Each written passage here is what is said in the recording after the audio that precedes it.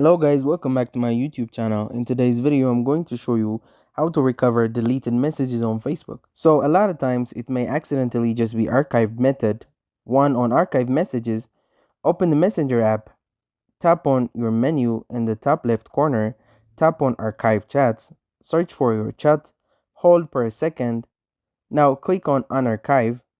If you did not find your deleted message, then go to this method tool. Download your Facebook information. Go to Facebook and click on the three lines at the top right corner. In the menu, select Settings and Privacy. Click on Settings.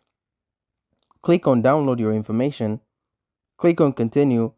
Next, to request a download, click on Complete. Copy now. You can customize your needs. Click on Submit Request. The Facebook team will review and then accept your download request. Now click on Download.